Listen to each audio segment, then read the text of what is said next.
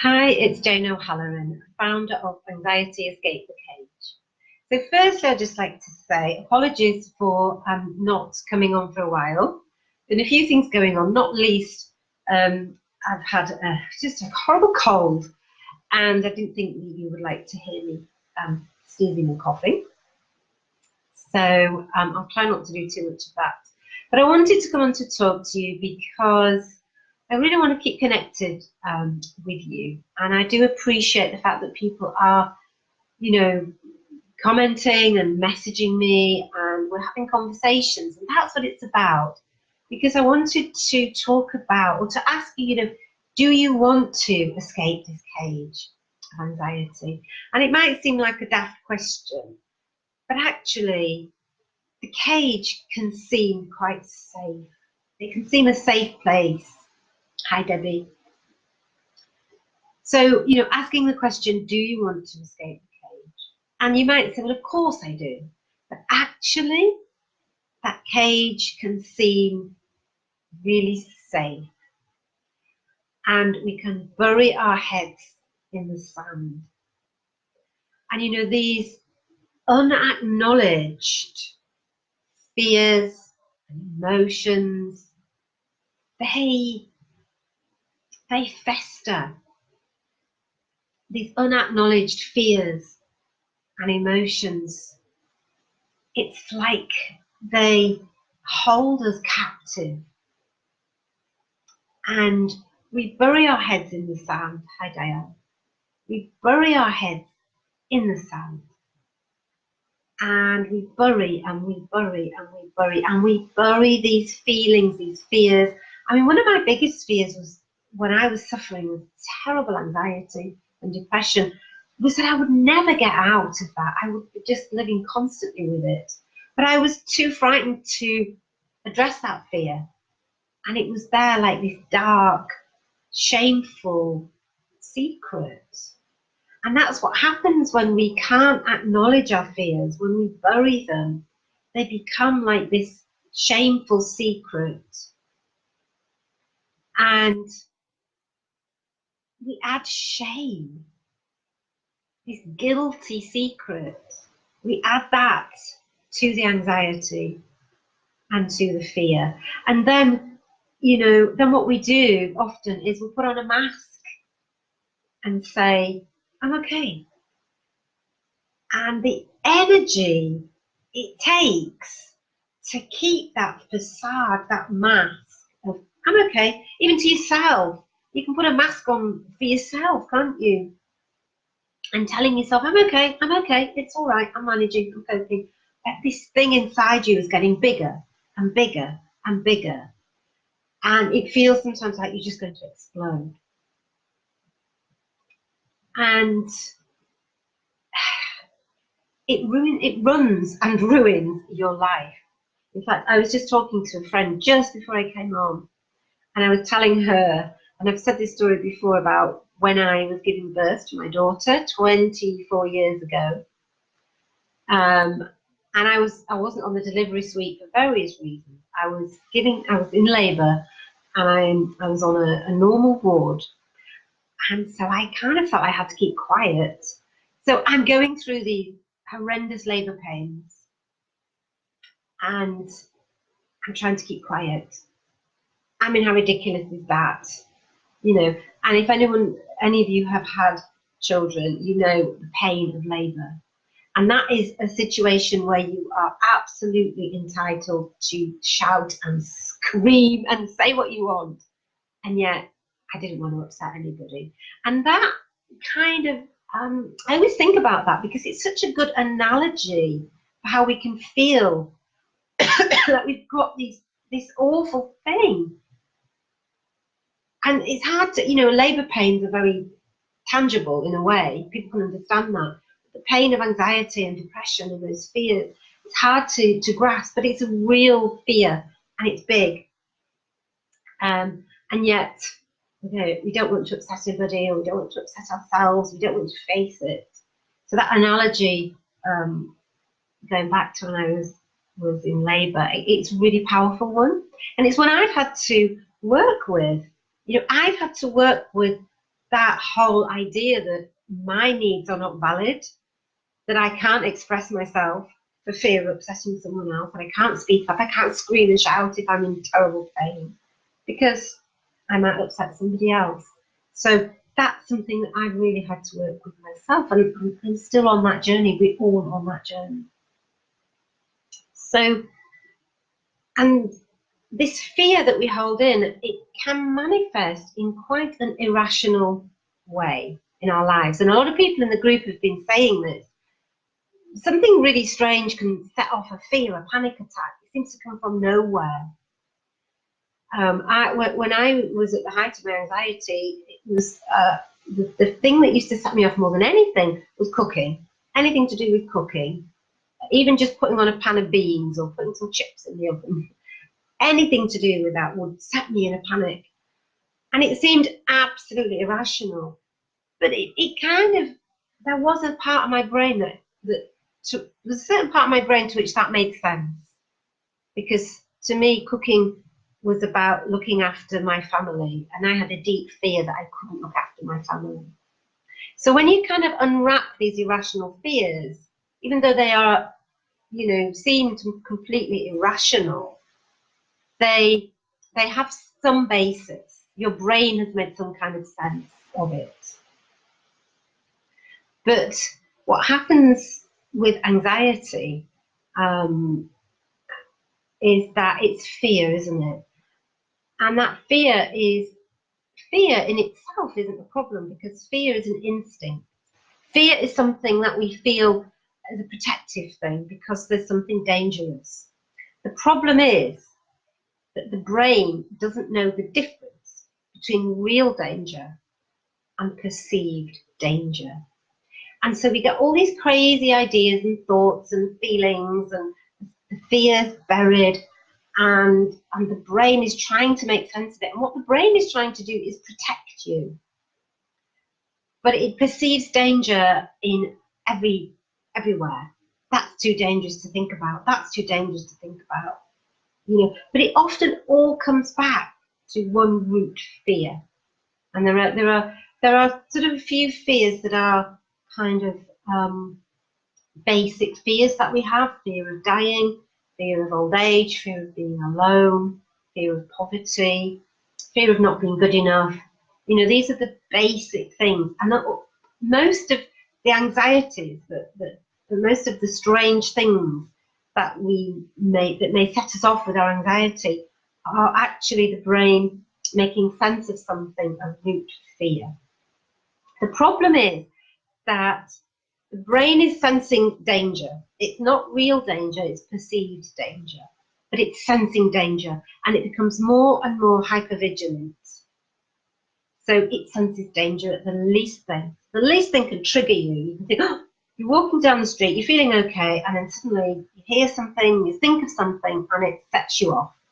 I don't know if you've had that. I mean, I know it for sure. And what it does is the brain is like hypervigilant. It wants to keep you safe, and it triggers the hormones, the stress hormones in your body. So your body reacts. You get, tightness in the chest, palpitations, stomach churning, all of those things. And the body and the brain work together so much. And so that just becomes a very, very quick default for you. Your whole system is set up, it's hardwired now for that anxiety response. And so what you have to do is to start to, first of all, I think what you have to do is to actually, it's true, isn't it, Diane? You have to start to look at what is that root fear? Because once you can acknowledge something, it has less of a hold over you. Once you can bring it up to the light, it has less of a hold over you. But the brain, in its attempt to keep you safe, is keeping you a prisoner. I'll say that again. The brain, in its attempt to keep you safe, is keeping you a prisoner. And it all feels too much. It can all feel too much. And you just think, oh, you you protect yourself by not thinking about it, perhaps by burying your head in the sand, by pushing things further down. And as I said at the beginning of this video, that doesn't work. So, but because we like that, we're like too attached to the cage. We're too attached to that cage. It's safe, it's okay, I can deal with it. But actually, it's not. You're not dealing with it, and it's not living. And so, you know, by gently starting to reprogram your brain, your body, starting to look at what is that root fear about? What is going on here? Let's bring it out into the light. Let's look at it. Let's examine it. And then let's gently work with it. What happens is you start to see a chink in that door of that cage. Just start to open slightly and you think, okay, that's all right.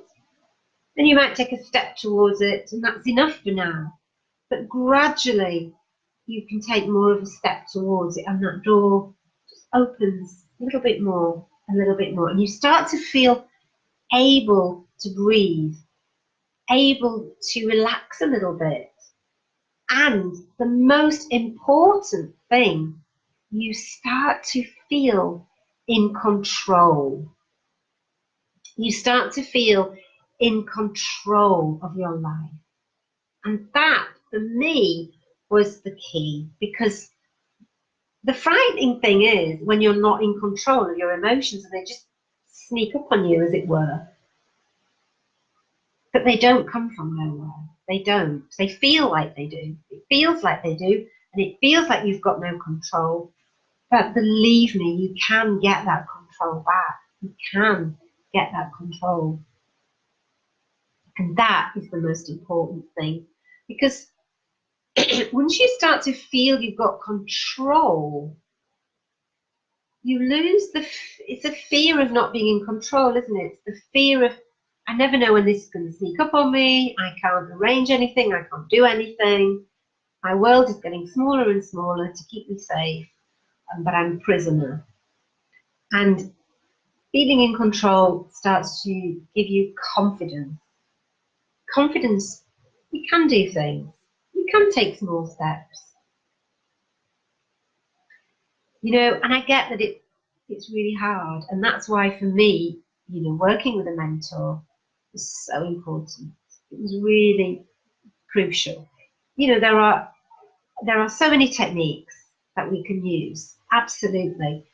But it's the attitude, the mindset with which you do them that is the key. It's mindset. It's working on how you think, creating a new pathway. And you know, the techniques that I use, these have worked in war zones because the people in those situations really wanted it. It was like the most important thing in their life to deal with their feelings, to deal with their emotions. And that's what it has to become for you. It has to become the most important thing for you. You have to make that decision. It starts with a decision. Is this the most important thing for me? Do I want it enough? Am I prepared to start that process? And reach out your hand. And they'll guarantee if you do that, if you acknowledge and you reach out your hand, there will be somebody there to take your hand. And I would really love to be that person to take your hand. It might be me, it might be someone else. But the important thing is to acknowledge it. And that is, you know, one of the big things that I'm doing with this group and these videos is to help people realize that actually their head is in the sand a little bit, and to push you a little bit and say, do you really want to live like this? Do you really think it's okay to live like this for you? You know, look at this. And it is uncomfortable, and it can be difficult to look at it, but it's nowhere near as difficult and as uncomfortable to get to the end of your life and look back and think, I never dealt with it. I never dealt with it. I lived in that cage all my life and I never broke free. That's the thing to ask yourself, really, isn't it? And it's quite powerful. And scary as it might be to create those changes, if you break it down, if you take it a step at a time, if you have somebody that can mentor you, because let's face it, it's hard to do it on your own. And nobody, I don't know any successful person who doesn't have a coach or a mentor. Athletes, you know, anybody, superstars, Oprah Winfrey, everybody. These people, they're successful because they have a coach. Everybody has to have a coach or a mentor in life. Life is too kind of important and yet tricky to navigate on your own. It's too much of an important thing to trust to yourself and to trust to if your brain right now is on hyper alert, you're trusting your life to that brain that is just looking out for danger at every moment. So yeah, so that is my my role here, to illuminate the fact of where you are and say, do you really want to be where you are? And if not, are you able now to make that decision that this is really important and then take that step? And I think if you're on your own, you tend to shy away from it. You tend to shy away. You will always find a way around it, and that's just the way human beings are. And that's why, you know, working with somebody who can keep you on that path is crucial, really. So I think that's all I've got to say. Who's joined me today? Let me have a look. Tracy, hi Tracy, Diane and Debbie. If you've got any questions, do ask, either now or just post in the comments. And let's keep the dialogue going. Let's keep talking about it, and let's see if we can get you moving forward to see the door of the cage, just opening a chink, just to start with. So if you feel that's the case, do message me. I'm happy to connect with you, and we'll take it from there. Okay, so thank you for joining me. I've been Jane O'Halloran, founder of Anxiety Escape the Cage, and I look forward to seeing you in the next video. Love and light.